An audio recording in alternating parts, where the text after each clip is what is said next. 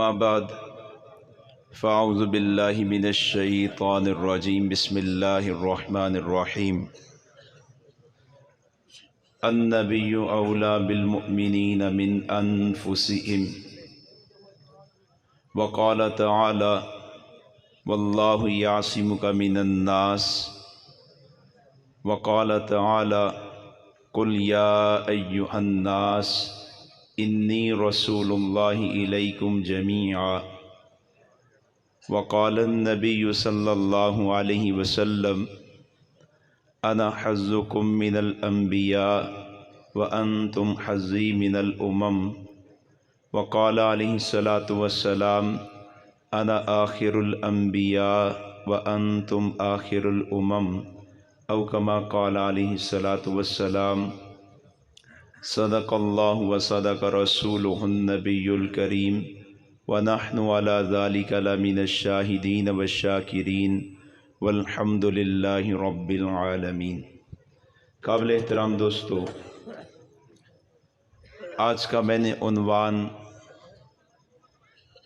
جو سوچا تھا وہ تھا امام الانبیاء نبی مکرم صلی اللہ علیہ وسلم کا امت سے تعلق اور امت کا امام الانبیاء نبی مکرم صلی اللہ علیہ وآلہ وسلم کی ذات پاک کے ساتھ تعلق، اور سوچا تھا کہ اختتام پر کملی والے کی ختم نبوت کے حوالے سے چند باتیں عرض کروں گا، لیکن مجھے بھی شدت کے ساتھ اس بات کا احساس ہے کہ ہمارے مہمان دور سے تشریف لائے ہوئے ہیں۔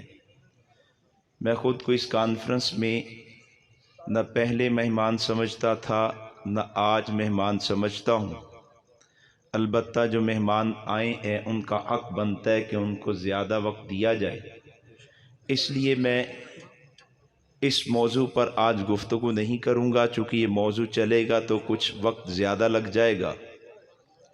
عقیدہ ختم نبوت کے حوالے ہی سے اپنا یاد کیا وہ سبق آپ کے سامنے عرض کر دیتا ہوں۔ عقیدہ ختم نبوت کا اصل معنی مفہوم تو یہ ہے کہ اللہ نے سلسلہ نبوت کی ابتدا حضرت آدم علیہ السلام سے کی ہے، اور اس سلسلے کی انتہا امام الانبیاء نبی مکرم صلی اللہ علیہ وآلہ وسلم کی ذات پاک پر فرمائی ہے۔ حضرت آدم سے پہلے اس دھرتی پر کوئی نبی رسول بن کر نہیں آیا، امام الانبیاء کے بعد اس دھرتی پر اللہ کسی کو نبوت کا تاج پہنا کر نہیں بھیجیں گے۔ اس عقیدے کو اسلام عقیدہ ختم نبوت کہتا ہے۔ اس عقیدے کا اصل مفہوم تو یہ ہے کہ سلسلہ نبوت کی تکمیل نبی علیہ السلام کی ذات پاک پر ہو چکی ہے، اور کسی بھی چیز کی تکمیل ہو جائے تو پھر اس میں کمی اور اضافے کی گنجائش باقی نہیں رہتی۔ جیسے میرا ہاتھ مکمل ہے، اگر میں اس ہاتھ کے حسن میں اضافے کے لیے سرجری کے ذریعے ایک انگلی کو زائد کروا دوں تو سب لوگ کہیں گے کہ اس کے ہاتھ کی بدصورتی بڑھ چکی ہے، اور اگر میں اس ہاتھ کے حسن کے لیے اس ہاتھ کی انگلی کو کٹوا دوں تو سب کہیں گے کہ اس ہاتھ کا حسن کم ہو گیا ہے، بدصورتی بڑھ گئی ہے۔ میں نے ایک مکمل چیز میں اضافہ کیا تو وہ بھی باعث عیب بنا، میں نے ایک مکمل چیز میں کمی کی وہ بھی باعث عیب بنی۔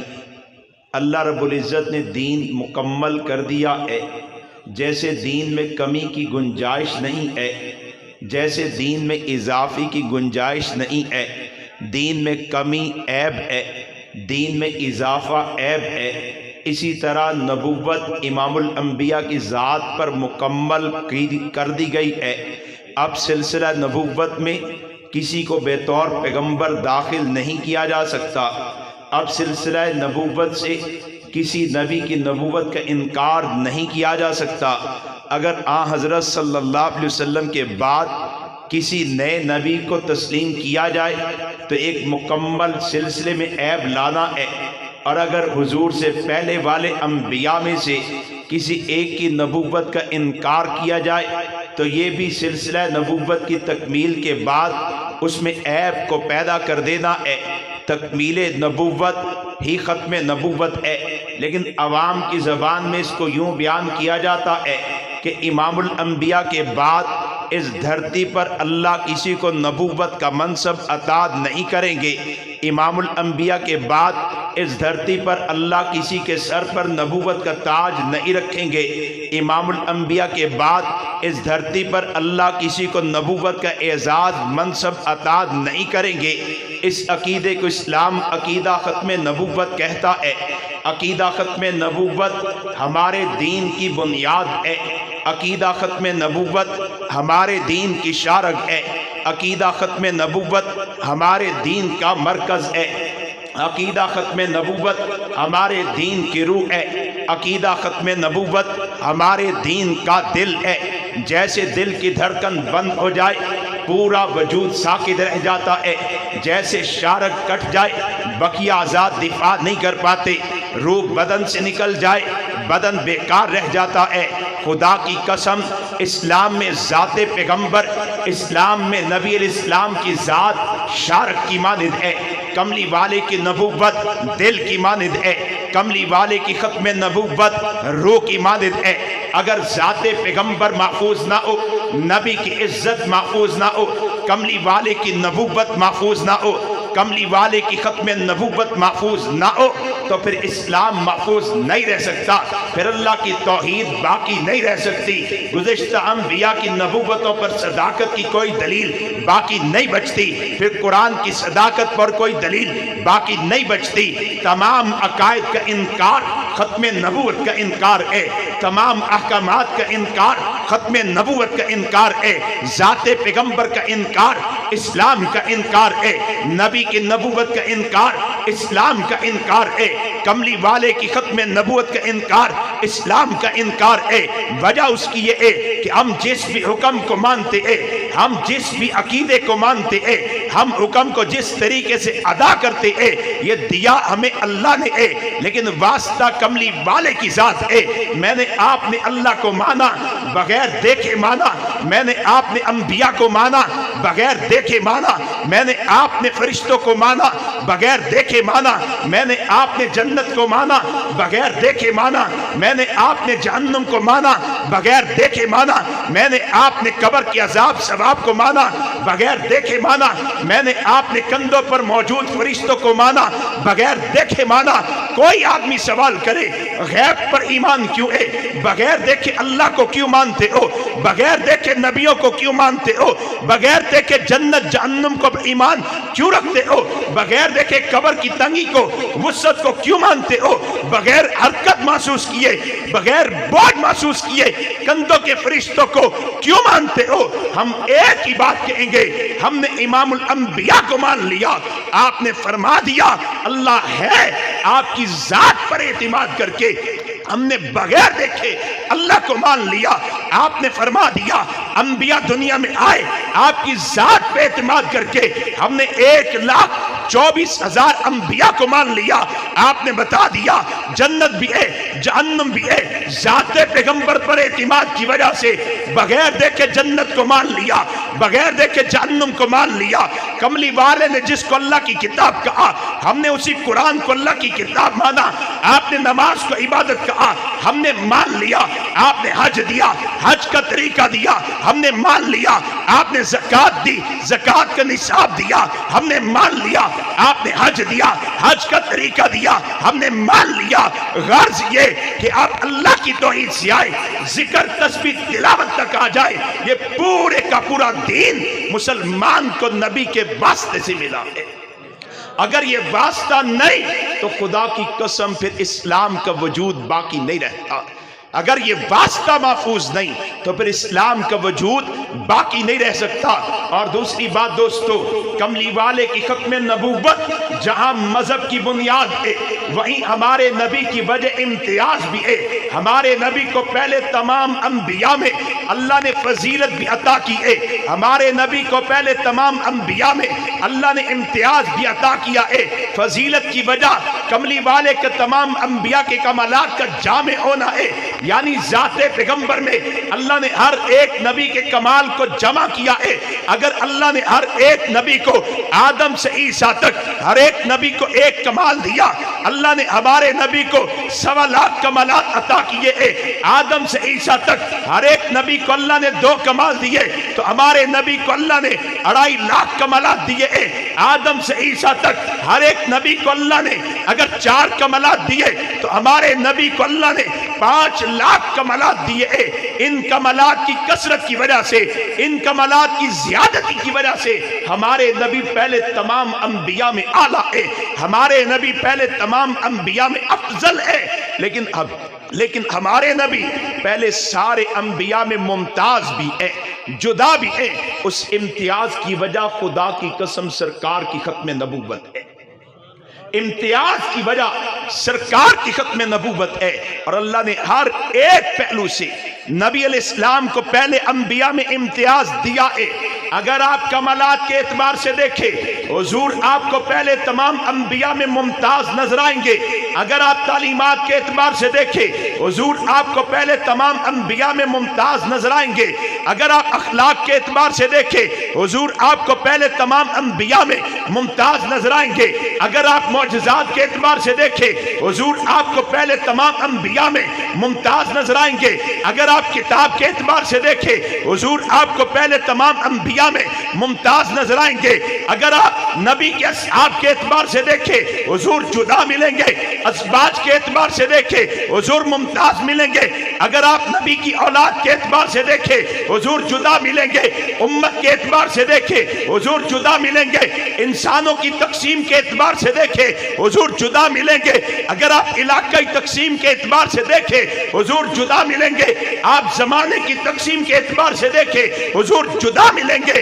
اللہ نے ہمارے نبی کو ختم نبوت کا تاج پہنا کر پہلے تمام انبیاء میں امتیاز عطا کر دیا ہے. اور اس امتیاز کی وجہ سرکار کی نبوت نہیں ہے, اس امتیاز کی وجہ سرکار کی خاتمیت ہے, سرکار کی ختم نبوت ہے. کہ پہلے سارے نبی ہے, ہمارے نبی بھی ہے, خاتم الانبیاء بھی ہے. پہلے سارے انبیاء کے سروں پر اللہ نے نبوت کے تاج رکھے ہیں. ہمارے نبی کے سر پر نبوت کا تاج بھی ہے, ختم نبوت کا تاج بھی ہے. پہلے سارے انبیاء کو اللہ نے نبوت کا عہدہ دیا ہے. ہمارے نبی کو اللہ نے نبوت کا عہدہ بھی دیا ہے, ختم نبوت کا منصب بھی دیا ہے. پہلے تمام انبیاء کے پاس نبوت کا اعزاز ہے, ہمارے نبی کے پاس نبوت کا اعزاز بھی ہے, ختم نبوت کا اعزاز بھی ہے. یہ ختم نبوت کا اعزاز ہی سرکار کی وجہ امتیاز ہے, سرکار کی وجہ امتیاز سرکار کی ختم نبوت ہی ہے. اور دوستو تیسری اور آخری بات, کملی والے جیسے ختم نبوت کی وجہ سے ممتاز ہیں, حضور ختم نبوت کی وجہ سے سارے انبیاء میں ممتاز ہیں, ایسی سرکار کی امت ساری امتوں میں نسبت خاتم النبیین کی وجہ سے ممتاز ہے. سرکار بھی سارے انبیاء میں ممتاز, سرکار کی امت بھی سارے انبیاء میں ممتاز. اور پھر اس امت میں وہ امتی ساری امت میں ممتاز ہو جاتا ہے جسے اللہ سرکار کی عزت حرمت ناموس ختم نبوت کے دفاع کی توفیق عطا کر دیتے ہیں. سرکار بھی ممتاز ہے, امت بھی ممتاز ہے, اور وہ امتی بھی ممتاز ہے جسے حضور کی عزت کے دفاع کا شرف مل جائے. وہ امتی بھی ممتاز ہے جسے سرکار کی ختم نبوت کا شرف مل جائے. وہ امتی بھی ممتاز ہے جسے سرکار کی ذات کے دفاع کا شرف مل جائے. آپ دور رسالت سے آج تک آ جائیے, جس امتی کو سرکار کی ذات کے دفاع کا شرف ملا وہ امتی ممتاز نظر آئے گا. جس امتی کو سرکار کی عزت کے دفاع کا شرف ملا وہ امتی ممتاز نظر آئے گا. جس امتی کو سرکار کی ختم نبوت کے دفاع کا شرف ملا ہے وہ امتی ممتاز نظر آئے گا. آپ دور صحابہ میں جائیں, آپ کو دور صحابہ میں صحابہ کرام میں پہلا طبقہ جو مقام میں اونچا نظر آتا ہے وہ بدری کہلاتا ہے. بدر والے باقی تمام صحابہ میں مقام کے اعتبار سے اونچے ہیں. بدر والوں کی نیکی کیا ہے؟ کیا بدر کے میدان میں آ کے نوافل کی نیت باندھی؟ کیا بدر کے میدان میں آ کے قرآن کی تلاوت شروع کی؟ کیا بدر کے میدان میں آ کے ذکر اللہ کی ضربیں لگائی؟ کیا بدر کے میدان میں آ کے صدقہ خیرات کا اہتمام کیا؟ نہ دوستو، بدری صحابہ کو بڑا مقام ملا ہے۔ وجہ کیا ہے؟ وہ بدر میں آئے اور امام الانبیاء کی ذات کے ساتھ وفا کر گئے۔ اس وفا کی وجہ سے اللہ نے اہل بدر کو تمام صحابہ میں بڑا مقام عطا کر دیا ہے۔ یہ بدر ہی کا میدان ہے جہاں پہ حضرت ابوبکر صدیق نے عرض کیا تھا، اللہ کے نبی، ہم دیکھتے ہیں کہ دشمن بڑی قوت بن کے آیا ہے، ایک ہزار کا لشکر لے کے آیا ہے، ہماری نگاہوں میں ان کی تلواریں بھی ہیں، ہماری نگاہوں میں ان کے نیزے بھی ہیں، ہماری نگاہوں میں ان کے جنگی ساز و سامان ہے۔ ہم جانتے ہیں تلوار کے مقابلے میں گردن آئے کٹ جاتی ہے، ہم جانتے ہیں تلوار کے مقابلے میں بازو آئے کٹ جاتا ہے، لیکن اللہ کے نبی آپ حکم کیجئے، جو رب نے آپ کو کہہ دیا آپ فرما دیجئے۔ صدیق اور مہاجرین وہ کر گزریں گے۔ حضرت عمر نے بھی یہی کہا، اللہ کے نبی حکم کیجئے، ہم میدان میں آپ کے ساتھ ہیں، آپ کے ساتھ چلیں گے، آپ کا ساتھ دیں گے۔ آپ نے انصار کی طرف دیکھا، انصار سمجھ گئے سرکار ہم سے ہماری رائے پوچھنا چاہتے ہیں، تو حضرت سعد کھڑے ہوئے کہنے لگے، اللہ کے نبی، رب کعبہ کی قسم حکم کیجئے، ہم سمندر میں گھوڑے اتار دیں گے، رب کعبہ کی قسم ہم نے تو رب کو مانا، آپ کے کہنے پر آپ نے بتا دیا آسمان سے فرشتہ اترتا ہے، ہم نے دیکھا نہیں ہے، آپ کے کہنے پر مان لیا ہے، حکم تو کیجئے، سمندر میں کود جائیں گے۔ حضرت مقداد نے کہا، اللہ کے نبی، ہم آپ کے دائیں سے لڑیں گے، بائیں سے لڑیں گے، آگے سے لڑیں گے، پیچھے سے لڑیں گے، اپنی عورتیں بیوہ چھوڑ جائیں گے، بچے یتیم چھوڑ جائیں گے، لیکن آپ کے ساتھ بے وفائی نہیں کریں گے۔ یہ بدر میں آ کے محمد الرسول اللہ کے ساتھ وفاداری کر گئے۔ اللہ نے ان وفاداروں کا مقام ساری امتوں میں سب سے اونچا کر دیا ہے۔ نبی سے وفاداری، اللہ کی قسم، نبی سے وفاداری عروج کا ذریعہ ہے، نبی سے وفاداری رب کی رضا کا ذریعہ ہے، نبی پہ جانثاری اللہ کی قربتوں کا شارٹ کٹ راستہ ہے، اللہ کی معرفت کا شارٹ کٹ راستہ ہے۔ یہ بدر والے ممتاز ہوئے سرکار سے وفا کی وجہ سے، سرکار کے ساتھ وفا کی وجہ سے، اور ان بدر والوں میں صدیق اکبر کا نام خاص طور پر آتا ہے، حضرت عمر کا خاص طور پر آتا ہے، معاذ کا نام خاص طور پر آتا ہے، معوذ کا نام خاص طور پر آتا ہے، سعد جانثار کا نام خاص طور پر آتا ہے، مقداد کا نام خاص طور پر آتا ہے۔ سارے صحابہ جانثار تھے، سارے صحابہ وفادار تھے، سارے صحابہ کو بڑا مقام ملا ہے، لیکن پوری تاریخ پڑھیے، آپ احادیث پڑھیے، تاریخ اسلام کا مطالعہ کیجئے، ان سارے وفاداروں میں جس نے بدر کے میدان میں اظہار وفاداری کیا، زبان سے بھی اقرار کیا، وہ احادیث کی کتابوں کی زینت بن گیا، احادیث کی کتابوں کی زینت بن گیا ہے۔ بدر میں آئیے، سارے جانثار ہیں، سارے وفادار ہیں، سارے محمد الرسول اللہ کی ذات پہ جان لٹانے والے، سارے امام الانبیاء کی ذات پہ مال، جان، آل، اولاد قربان کرنے والے ہیں، لیکن اس میدان میں بھی چند جانثاروں کا نام خصوصیت کے ساتھ آتا ہے۔ حضرت سعد کا نام ہے، حضرت طلحہ کا نام ہے، حضرت ابو طلحہ کا نام ہے، حضرت زیاد کا نام ہے، حضرت ابو دجانہ کا نام ہے، حضرت حمزہ کا نام ہے، حضرت شیخ حمزہ کا نام، یہ خصوصیت کے ساتھ نام آتے ہیں۔ کام کیا ہے؟ آپ طلحہ کے کام کو دیکھیے، جب فتح شکست میں بدلی ہے، حضرت طلحہ حضور کے دشمنوں کے مقابلے میں آئے ہیں، ذات پیغمبر کا دفاع کرنے لگے ہیں، ہاتھ پہ تیروں کو روکتے ہیں، ڈھال گری نیچے جھک کے اٹھائی نہیں، ہاتھ پہ تیروں کو روکتے ہیں، ہاتھ کی رگیں کٹ گئی، پھر ایک تیر لگا، انگلی کٹ کے نیچے گری ہے، اور شدت تکلیف سے آہ کا لفظ نکلا ہے۔ سرکار نے حضرت سعد کا یہ جملہ سنا تو آپ نے کہا، سعد اگر اس انگلی کٹنے پر تو فقط بسم اللہ کہہ دیتا تو ابھی اپنے پرائے آتے، اپنے پرائے دیکھتے، آسمان سے نوریوں نے آنا تھا، آسمان سے ملائک نے آنا تھا، تجھے اٹھانا تھا اور آسمان کی سیر کروانے لے جانا تھا۔ آج ساتھ حضرت طلحہ کی نیکی ہے تو امام الانبیاء کی چوکیداری ہے۔